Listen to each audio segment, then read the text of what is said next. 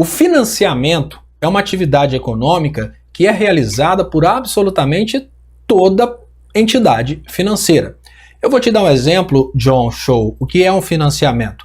Se você quiser comprar um carro e você tiver um bom histórico de pagar bem as pessoas, você vai procurar qualquer entidade financeira e ela vai financiar o carro para você. Ela não vai te perguntar se você é comunista, se você é capitalista, se você vota no Lula. Não. O que ela quer saber é se você vai ter condições de pagar esse financiamento. Esse é o primeiro ponto. Então, quando um banco utiliza-se dos seus recursos internos para financiar alguma coisa, ele está agindo como uma instituição financeira que faz um financiamento. Então, se o Brasil não fizesse, outro país poderia fazer. Esse é o primeiro ponto.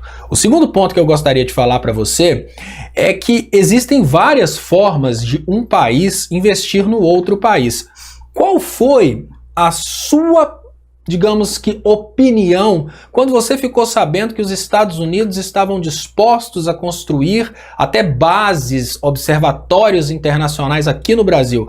Você estava pensando em falar mal do presidente dos Estados Unidos e falar, olha, os caras estão querendo construir uma base no Brasil. Se eles estão querendo construir uma base no Brasil, é porque existe um interesse dos Estados Unidos em explorar alguma atividade nessa base. Um porto, talvez você não saiba disso, um porto ele tem muito mais importância para quem vende do que para quem compra. Sabe por quê? Normalmente o vendedor quer criar condições para que o cliente compre.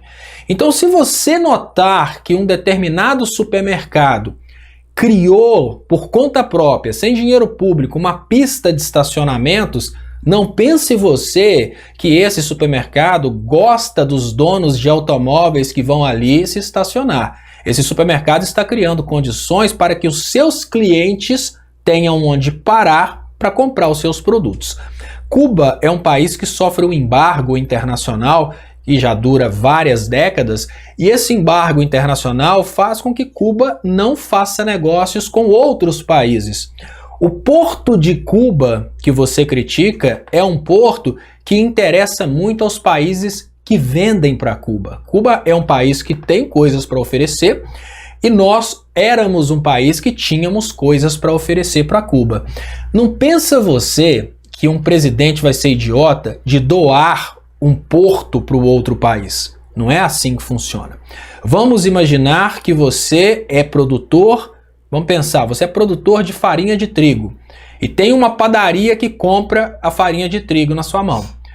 Todas as vezes que você vai entregar, você entrega 3 vezes por semana aquela farinha de trigo. Todas as vezes que você vai entregar a farinha de trigo, seus entregadores demoram 4 horas para descarregar o caminhão.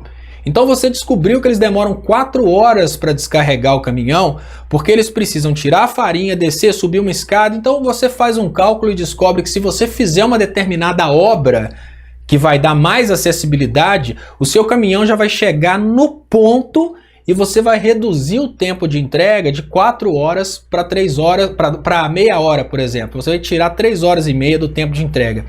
A pergunta básica que eu gostaria de fazer para você nesse momento é: quem está ganhando? É o padeiro que ganhou um porto para receber o seu caminhão?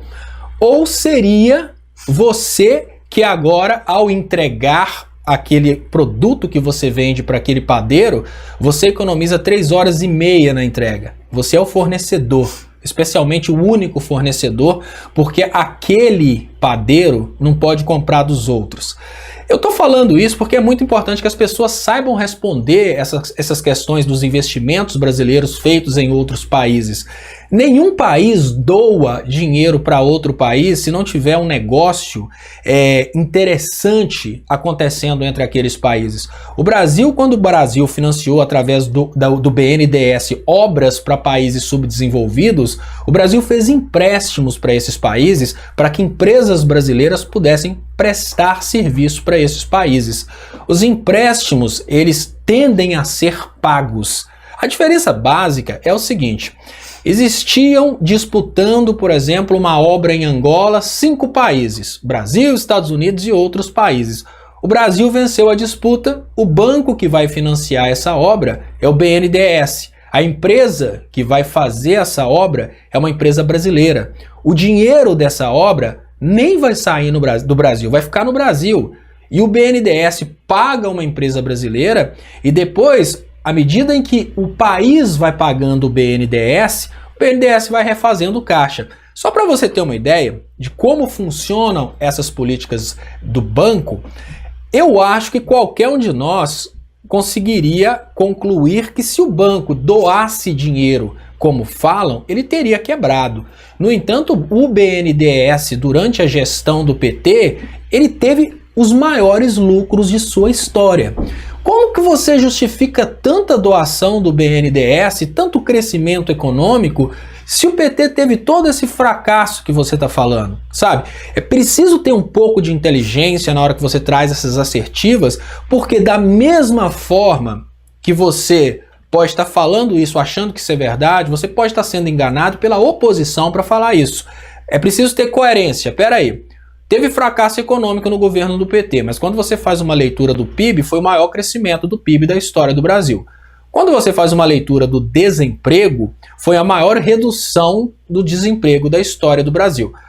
Quando você faz uma leitura da desigualdade social, foi a maior redução da desigualdade social na história do Brasil.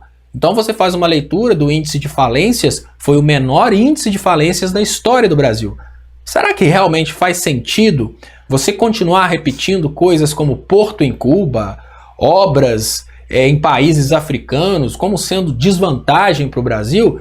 Porque o Brasil parou de fazer essas obras porque o Brasil quebrou. A Operação Lava Jato destruiu as empresas brasileiras que faziam essas obras.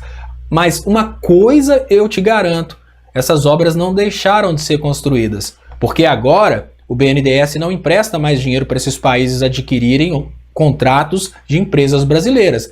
Mas os bancos americanos estão fazendo a mesma coisa que o BNDES fazia antes, emprestando dinheiro para que países contratem empresas americanas. E eu gostaria de entender de você por que um banco americano pode emprestar dinheiro para um país africano, contratar o serviço de uma empresa americana e é legal porque é Estados Unidos, e um banco brasileiro como o BNDES não pode emprestar dinheiro para uma empresa para um país africano ou então para um país da América Latina para contratar uma empresa brasileira porque é errado. Por que a mesma coisa quando feita pelos Estados Unidos é legal, mas quando feita pelo PT está errado? Refletindo um pouco, você vai conseguir ampliar a sua capacidade de compreensão política e, lógico, todos vocês aqui que já sabem que essa balela é uma articulação do MBL, é uma articulação do antipetismo para falar mal do PT, vocês agora estão mais empoderados para falar a respeito desse assunto e é esse o motivo de existência do canal Leonardo Stoppa. Não é ficar todos os dias prometendo que o Lula venceu e o Flávio vai ser preso e o Bolsonaro caiu. A finalidade desse canal é compartilhar o conhecimento para que a gente realmente chegue em 2022 na frente e não que a gente comece a acreditar que já vencemos e que está tudo bem no mesmo momento em que tem pessoas como o John Show que acham realmente que o PT dava dinheiro para Cuba, que nós tínhamos bilhões em reais sendo doados para esses países sem nenhuma contrapartida. Então, educar, informar é muito mais importante que lacrar. E eu fecho a voz do gado de hoje falando para você que estuda na Unizambelli. Pula fora, ainda dá tempo.